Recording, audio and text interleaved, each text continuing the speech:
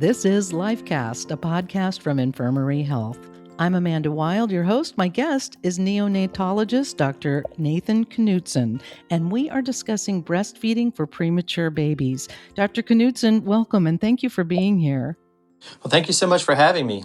So explain this to me. Premature babies are often, I imagine, nourished through a tube initially. I think of a premature baby as being in a respirator. Can you explain really who these individuals really are? Many times premature babies are fed through a tube initially. There's a couple reasons why that might be. Sometimes they're on respiratory support that precludes them from feeding by mouth. Sometimes their gestational age, they're just not mature enough, usually under 33, 34 weeks. So we feed them via a tube until they're showing some signs of readiness in feeding by mouth. And when you see those signs, do you then try to transition to breastfeeding? Yeah, we do really encourage breastfeeding early. It's a very important thing for the mothers and for the babies, both psychologically and in preparation for full feeding by mouth. So we'll try and many times reserve the first feed by mouth to be a breastfeed, especially if the moms are engaged in that. And when you're transitioning babies from tube feeding to breastfeeding, what are the strategies you use to support that transition? We have mothers try to do the first feed by breastfeeding.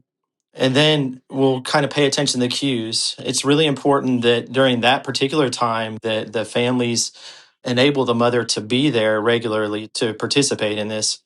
Usually the first few days, we're not feeding every feed by mouth, but maybe a couple a day for short attempts. And then we'll have mothers pump ahead of time to just get the letdown started so it's a little easier for the babies to get the milk out of the breast. Sometimes they have been fed by a bottle, and although we use slower flow nipples on the bottle, they can get a little frustrated with getting the milk out of the breast initially. So you're talking about a gradual transition, the short attempts, pumping, making it easier for the baby to get to the breast milk. What about the milk supply of mothers of preterm or medically fragile infants during the early weeks? How are you supporting mothers in milk supply? So we have excellent lactation consultants that usually visit the mom within the first 24, 48 hours, get the mom to begin pumping if they're not able to feed by mouth. It's really a good idea to use in the hospital, hospital grade double electric pump. So that helps to extract the milk a lot better than a manual pump or things like that. So early on, we get them pumping about 8 times a day or about every 3 hours. So they'll do this through the night. There have been studies that show that early pumping in this manner definitely increases your milk supply at 2 weeks. So really, if they are having any difficulty, it's usually the regular pumping that really gets that going. So they really have to be diligent with that. So that's kind of where we focus. Now, some mothers with the anxiety and maybe pain, we really want to get them in a comfortable state to where they can pump in a relaxed manner. And it's usually a last resort that we'll have them see their obstetrician for some medicine to help them produce milk. So those are the types of strategies that we use early. It does sound like it can be daunting for parents. What advice do you give parents of a preterm baby who struggle with breastfeeding or are intimidated by the process? Yeah, the mother baby dyad, everyone is unique.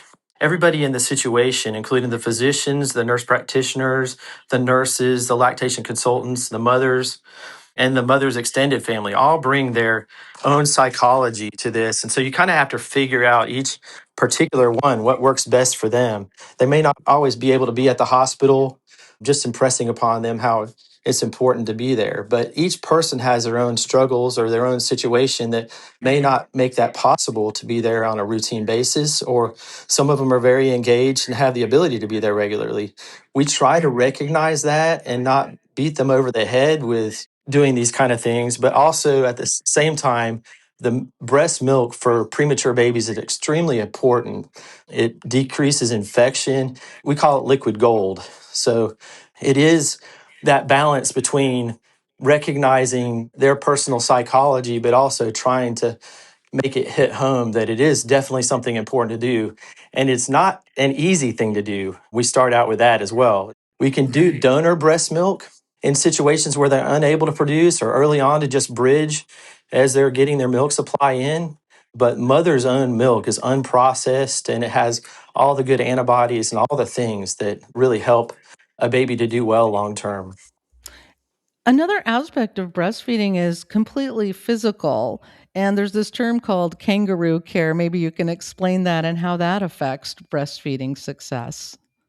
Yes, we encourage mothers even before the breastfeeding, and this helps with producing breast milk as well. It's really a core part of neonatology to get mothers and fathers holding the baby early.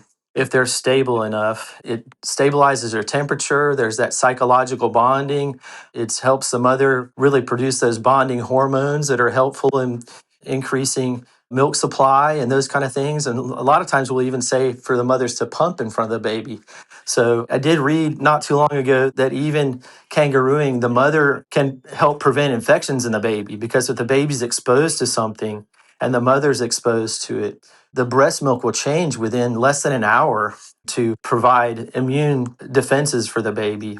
So it's an extremely good thing to be done. That bonding, a lot of times, if mothers weren't thinking that they were going to breastfeed, putting a baby on their chest and watching them really try to breastfeed without mother being even engaged in that, a lot of them will decide that it's an important thing to do at that point.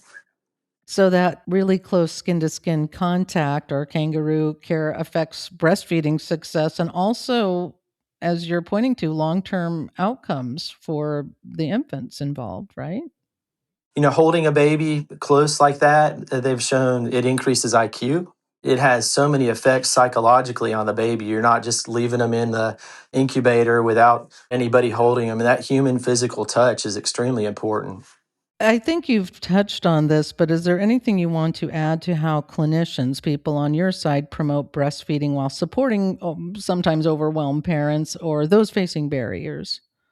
I think sometimes it's hard for us to recognize because there's so many people that come in and out of the situation, what things have been addressed and what things haven't, and trying to attempt to decrease the browbeating, understanding it's nice to get a little bit of a history with how the feeds are going before we just enter the room and just have a conversation off the cuff. Many of these conversations may have already been had, but really what I want them to understand is everybody, the nurses, the lactation consultants, the practitioners, everybody in the situation, we're all on the same team of trying to get the baby to the point of going home and the successful breastfeeding, or if not breastfeeding, milk pumping and milk availability from the mother to the baby. Those are our goals. And really, I think this team approach and trying to recognize, hopefully, they speak up when they have some issues, that we love to troubleshoot and help them through these kinds of things in a non judgmental way. Well, Dr. Knutson, thank you for providing support for families with premature babies in their breastfeeding journey. This was a really informative conversation. You're welcome. I love doing this. I love the interaction with the families and just watching all these babies grow up as time goes on. I've been doing this for over 20 years now, and it's amazing to see it all. So you've seen babies that grow into adults. I've seen babies graduate high school. Well, may you see many more graduations in the future. I appreciate that. That was neonatologist Dr. Nathan Knutson. For more information, go to infirmaryhealth.org. If you enjoyed this podcast, please share it on your social channels and check out the entire podcast library for topics of interest to you. Thanks for listening to Lifecast, a podcast from Infirmary Health.